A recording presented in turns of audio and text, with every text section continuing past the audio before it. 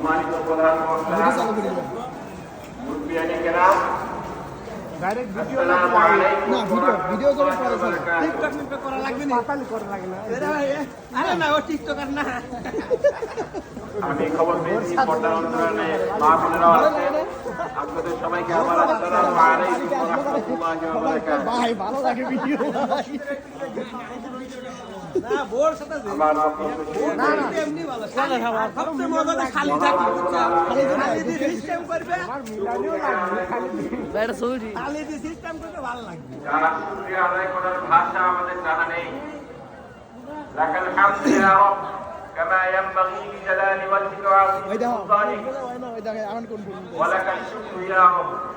তখন দেখি কি ওই সামনে দেখি কয়েকটা মনে হয় 100 জন। لا تحصي ثناء عليك أنت كما أثنيت على نفسك.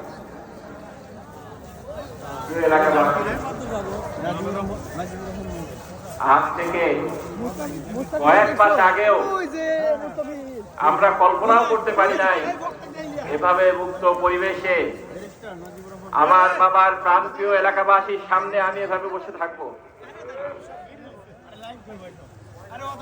আল্লাহ তাআলা সুযোগ করে দিয়েছেন। আমরা কোরআন হাদিসে গত স্বৈরাচারী শাসকের কথা শুনেছি, নমরুদ, ফেরাউন, তাদেরকে আল্লাহ তাআলা কিভাবে শাস্তি দিয়েছেন। সেই আল্লাহ তাআলার ওয়াদা, জালেমকে যে আল্লাহ তাআলা পাকড়াও করবেন একটু পরে হলেও, ওয়ালাউ বাদাহিন হাদিসে যে এসেছে, সেটার বাস্তব নমুনা আল্লাহ তাআলা দেখালেন। আসুন আমরা সবাই সমস্যারে বলি আলহামদুলিল্লাহ, আরো জোরে আলহামদুলিল্লাহ। আল্লাহ তাআলার অপার মেহেরবানি, অপার অনুগ্রহ, আমরা তার শুকরিয়া আদায় করতে পারবো না কোনোভাবেই। তবে আল্লাহ তাআলা কি বলেছেন, লা ইন শাকারতুম লাযিদান্নাকুম, কি ক্যামেরা জুম তোমরা যদি আমার শুকরিয়া আদায় করো একদম হুজুরের কাছে আমি তোমাদেরকে আরো বাড়িয়ে দেব। ওয়ালা ইন কাফারতুম ইন্না আযাবি লাশাদীদ। এলাকাবাসী, আমি বেশি সময় নিব না। আপনারা প্রধান বক্তার মুখ থেকে এটা ফোনে দেখতে পারবেন, গুরুত্বপূর্ণ কোরআন হাদিসের আলোচনা শুনবেন। শুধু এতটুকুই বলবো, অতীতে আল্লাহ তাআলা এভাবেই জালেমদের থেকে মজলুমদেরকে রক্ষা করেছেন। অতঃপর যখন মজলুমরা আল্লাহর শুকরিয়া আদায় করতে ব্যর্থ হয়েছে, আবার তারা সেই জুলুমের মধ্যেই নিপতিত হয়েছে। আমরা কি আমাদের দেশকে আবার জুলুমতন্ত্রে ফিরিয়ে দিতে চাই? না, আমরা চাই আমাদের উপরে আল্লাহর রহমত জারি থাক, নাকি বলেন ভাইরা? এজন্য আমাদেরকে কি করতে হবে? আল্লাহর শুকরিয়া আদায় করতে হবে। আল্লাহ যেটা বলেছেন, তোমরা যদি শুকরিয়া আদায় করো আমি তোমাদেরকে আমার রহমত আরো বাড়িয়ে দেব। সুবহানাল্লাহ, বলুন সুবহানাল্লাহ। আর যদি তোমরা আমার নাফরমানি করো, আমার দেয়া নিয়ামতের নাশুকরি করো, তাহলে আমার আযাব অত্যন্ত কঠিন। এই আযাবের নমুনা এই দুনিয়াতেই আমরা গত 16 বছরে দেখেছি কিছুটা, তাই না? কি নিদারুণ যন্ত্রণার মধ্যেই না আমাদের দেশবাসীকে রেখেছিল এই স্বৈর শাসক, এই হিন্দুত্ববাদীদের কেনা গোলাম। তারা এই দেশকে ইসলাম থেকে, ইসলামের পক্ষে স্বাধীনভাবে কথা বলা থেকেও মানুষকে বিরত রেখেছিল। এভাবে মুক্ত পরিবেশে আলোচনা করতে আসলেও দেখা যেত যে হয়রানি করত। আপনারা সবাই এগুলোর সাক্ষী আছেন। তো যেটা বলছিলাম, প্রিয় ভাই ও বোনেরা, আমাদেরকে আল্লাহর শুকরিয়া আদায় করতে হবে। এবং আল্লাহ তাআলা বলেছেন, শুকরিয়া আদায় করার একটা অন্যতম পদ্ধতি কি? আল্লাহকে ভয় করতে হবে। ওয়াত্তাকুল্লাহা লাআল্লাকুম তাশকুরুন।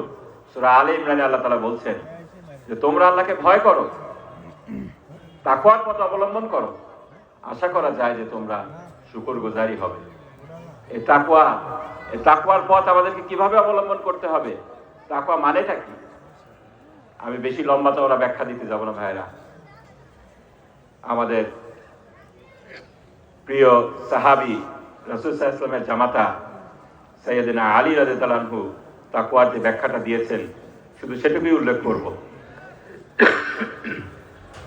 তিনি বলেছেন তাকওয়া হলো কি? আল খাউফু মিনাল জালিল, আল্লাহকে ভয় করতে হবে। প্রিয় ভাই বোনেরা, যারা আল্লাহকে ভয় করে না তারা মানুষের হক আদায় করতে পারে না, তারা মানুষের উপরে অত্যাচার করে। আমরা দেখেছি গত 16 বছর মানুষের উপরে কিভাবে অত্যাচার করা হয়েছে। আমাদের ভাইদেরকে রিমান্ডের নামে পঙ্গু করে দেওয়া হয়েছে।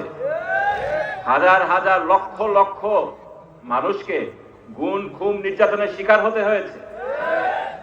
এই জুলুম কি শুধু এদেশেই আছে? সারা বিশ্বে জুলুম চলছে। আমার শহীদ পিতা মাওলানা মতিউর রহমান নিজামী তার বক্তব্যে প্রায় বলতেন, জুলুমে ভরা বিশ্ব আজ ত্রাণকর্তার অপেক্ষায় আছে। রাসূল সাল্লাল্লাহু আলাইহি ওয়াসাল্লামের ভবিষ্যৎ অনুযায়ী প্রথম 40টি বছর রাসূল সাল্লাল্লাহু আলাইহি ওয়াসাল্লামের মৃত্যুর পরে ছিল খেলাফায়ে রাশিদিনের যুগ। সে সময় মানুষ শান্তিতে বসবাস করত, আল্লাহর শুকরিয়া আদায় করত এবং সেখানে রহমত এবং বরকত ছিল। তারপরে আসলো রাজতন্ত্রের যুগ, তারপরে আসলো জুলুমতন্ত্রের যুগ। আজকের এই জমানায় যাই দেখছি আমরা সবকিছুই জুলুমতন্ত্র। আমাদের ভাই বোনদের উপরে ফিলিস্তিনে কিভাবে নির্মমভাবে নির্যাতন করা হচ্ছে আমরা সবাই দেখছি। আমাদের কলিজা ফেটে যাচ্ছে, আমরা কিছুই করতে পারছি না। লক্ষ লক্ষ শিশুকে সেখানে হত্যা করা হয়েছে। তারাও ফরিয়াদ করছে আল্লাহর কাছে, রব্বানা আখরিজনা মিন হাযিহিল ক্বরিয়াতি যালিমি আহলুহা, যে হে আল্লাহ আমাদেরকে এই জালিমদের থেকে পানা দাও।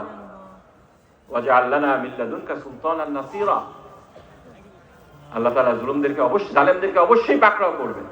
সেদিন অবশ্যই আমরা দেখব ইনশাআল্লাহ। একদিন এই জমিনে, এই ফিলিস্তিনের মাটিতে কালেমার পতাকা উঠবে।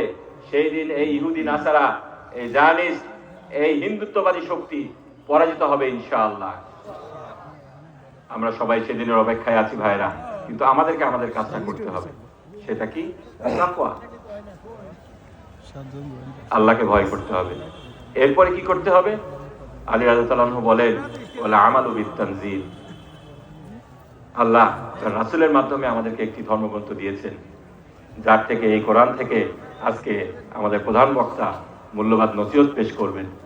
এই কোরআনকে আমাদেরকে মানতে হবে, এই কোরআনকে বুঝতে হবে, এই কোরআনকে পড়তে হবে, এই কোরআনের রাষ্ট্র কায়েম করতে হবে ইনশাআল্লাহ। আপনারা সবাই প্রস্তুত আছেন তো?